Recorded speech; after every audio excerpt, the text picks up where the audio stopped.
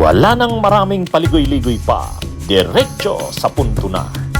Maiksi lang ang komentaryo, pero diretso sa punto. Maraming kuro-kuro, may tiwali, may totoo. Dito, sa puntong diretso tayo. Punto, diretso. Ito, pag-usapan natin itong sa parte naman ng oposisyon. Ang tinutukoy kong oposisyon, yung totoong oposisyon. Yung Pinklawan. Ano naman ang tandem na para sa 2028? Kasi nagdeklara na si Sara Duterte na tatakbo daw siya at nagpo-float na ang kampo ng Duterte ng mga tandem. Halimbawa, Sara Aimee, Sara Padilla, Sara Marcoleta. Kung hindi na makatakbo si Sara kasi kung mai-impeach at makukonvict, pwedeng Bongo, Bongo Padilla. Yan. Pero sa parte naman ng oposisyon, yung Pinklawan, yung mga liberal, kasama na dito yung Akbayan, at dito marami ring pagpipilian. Mayroong mga tutulak na Leni ang presidente, Risa ang vice president. Mayroon ding mga nagtutulak ng Leni sa president, Bam ang vice president. Nabasa ko ang post ni Attorney Jess Falses. Sabi niya, si Risa tumakbo na lang muna sa party list ng Akbayan. Si Chel Diokno ay senador. Ang president, Leni, ang vice si Bam. Pagkatapos si Risa, first nominee ng Akbayan party list. Pag nanalo si Leni, nanalo si Bam, pwedeng mag-speaker daw ng House si Risa. O yan. So, ulitin ko Leni Risa, Leni Bam, si Risa magi-speaker. Tatakbo muna sa party list bayan. Pagkatapos, mayroon ding nagtutulak ng Risa, kung hindi tatakbo si Leni, Risa ang mag-president, Bam ang mag-vice. Mayroon ding nagtutulak, kung hindi tatakbo si Leni, si Bam ang mag-president, si Risa ang mag-vice. So, yan mga kabunyog, mga kababayan, ang mga, kumbaga, nakikitang configurations. Ulitin natin mga kabunyog, sa parte ng Pinklawan, maraming nagtutulak. Leni, tumakbo pa rin si Leni. Si Leni pa rin daw ang pinakamalakas. Kung tatakbo si Leni, sino ang katandem? Mayroong nagtutulak, Risa. Kaya Leni, Risa. Pero may nagsasabi rin, wag na. Si Bam na ang tumakbong vice. Kaya Leni, Bam. O paano si Risa? Mag-party list na lang daw mo Akbayan. Pag nanalo siya, mananalo naman ang Akbayan, lalo na pag ito uli ang na-chair, pwede siyang mag-speaker. Yan. Yan yung Leni, Bam.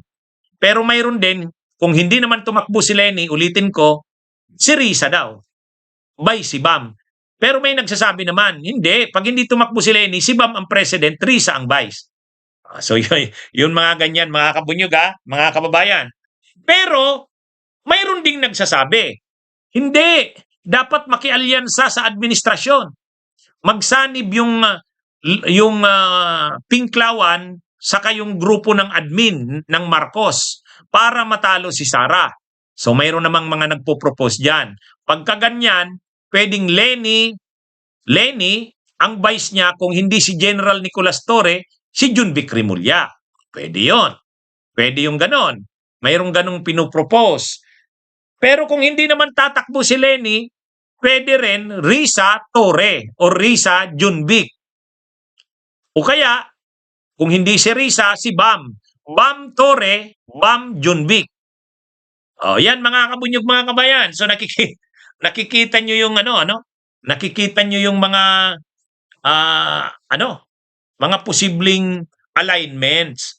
Kaya pagdating sa mga grupong anti-Sara, ibig sabihin yung lalaban kay Sara, ano ang posibleng tandem? Depende.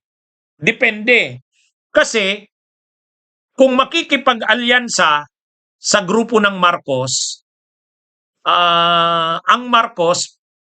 ang grupo ng Marcos, administration yan, posible silang hingin nila ang vice president. Ang vice president nila, posibleng Junbic, posibleng Torre. O, yun yung kanilang pang-vice. Mahirap namang galing sa administrasyon ang presidente. Kasi wala naman silang malakas na panglaban. Ha? Mas galing sa oposisyon, sa Pinklawan, ang posibleng magpresidente. Pwedeng Leni, pwedeng Risa, pwedeng Bam. Kung magtatay up sa administrasyon, vice president ang sa administrasyon. Ang pwede namang pang-vice ng administrasyon, pro-BBM, Torre o kaya Junbic. Yun yung pwede. Kaya mga kabunyog, mga kabab, pwedeng Tulfo rin, pwedeng Erwin Tulfo. Pwede ring hingi. Pero pagdating kasi sa administrasyon, walang masyadong malakas na pambato ang administrasyon. Wala silang malakas na pambato. Pino-float nila si Junbic pero mahina si Junbic.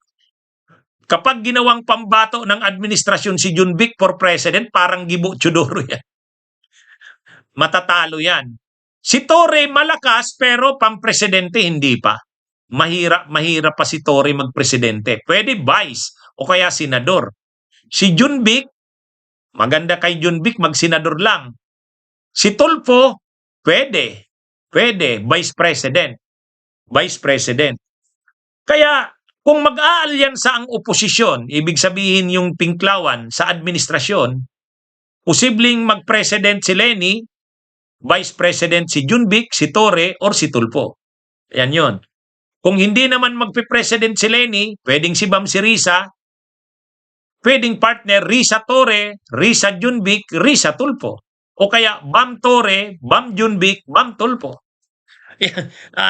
Yan mga kabunyog, mga kababayan. Kaya sa totoo lang, si Monkey ang tinatanong bunyog. Oo, lalaban tayo sa party list. Lalaban tayo. Lalaban ang bunyog. O, kaya mga kabunyog, mga kababayan, ang usapin dito sa parte ng Antay-Sara, magdidepende. Magkakaroon ba talaga ng alyansa ang Pinklawan sa kayong admin ng Marcos? Pag nagkaroon yan ng alliance, sa tingin ko, mahihirapan ang admin na insist na kanila yung presidente. Kasi yung mga posibleng panlaban ng admin, Junbic, Torre, Tulfo, hindi pang presidente. Mas posible pa galing sa Pinklawan ang pampresidente. Pwedeng Leni, pwedeng Risa, pwedeng Bam. Pwedeng yung admin sa kanila yung vice. Kaya, pag nag-alyansa halimbawa yung Pinklawan sa admin, Leni, Torre, Leni, Tulfo, Leni, Junbic. Yan yung posible. Ako sa tingin ko, takbo kaya si Leni. Ako sa tingin ko si Leni. Kapag may alyansa sa admin, tatakbo si Leni. Ako yun yung tingin ko. Bakit? Bakit ganon? Ay si Leni, sigurista yan. Tatakbo yan sa 2028 kung malawak ang suporta sa kanya. Ibig sabihin, kung Pinklawan lang ang susuporta sa kanya, baka hindi tumakbo si Leni. Pero kung susuporta ang Pinklawan, alliance sa admin, parang siya yung pagkakaisahan laban kay Sara, sa tingin ko makikiliti si Leni na tumakbo. Sa tingin ko lang ano ang makakakumbinsi kay Leni na tumakbo? Kapag inoffer sa kanya na siya ang common candidate ng lahat laban kay Sara. Ibig sabihin, kahit yung kampo ng Marcos, susuportahan si Leni, tatanggapin niya na Leni na maging president. Pero kung magpifield yung Marcos ng sarili nila, tapos si Leni ay pambato ng Pinklawan, tingin ko hindi lalaban si Leni. Hindi lalaban si Leni kasi gusto ni Leni makasiguro na sa 2028 eh. At alam niya kung bakit hindi siya nanalo. Hindi niya nakuha ang suporta ng trapo, yung mga traditional na politicians. Nasa kanya yung mga middle class, yung mga volunteers ng Pinklawan. Pero sa tingin niya, hindi sasapat yan para manalo. Sa tingin ko, gusto ni Leni, malawak ang suporta sa kanya. Ibig sabihin parang siya yung common candidate laban kay Sara. Lalaban yan. Ako lang ako ganun ang ko, ewan ko. Ewan ko kung mali ako, hindi ko naman nakakausap si Leni. Pero sa klase ni Leni, Siyempre, appreciated ni Leni yung mass base niya, yung political base niya sa Pinklawan. Pero sa tingin ko, ang iniisip ni Leni, hindi sasapat yung Pinklawan lang. Kailangan makuha yung suporta ng iba. So ano pa ba yun? Eh di siyempre galing sa administrasyon. Pero pag kaisa yung administrasyon at saka Leni laban kay Sara, yun ang malakas. Pero ang tanong, paano nga mabubuo yung alyansa na yan? Paano mabubuo yung alyansa na yan?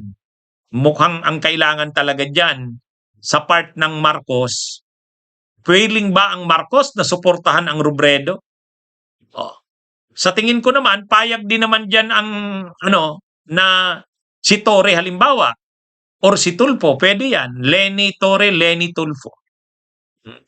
Pero mayroon din kasing nag-iisip sa kampi ng oposisyon ng Pinklawan, hindi, wag na tayong makipag-alyansa sa BBM. Mag-field na lang tayo ng sarili, parang pang third force.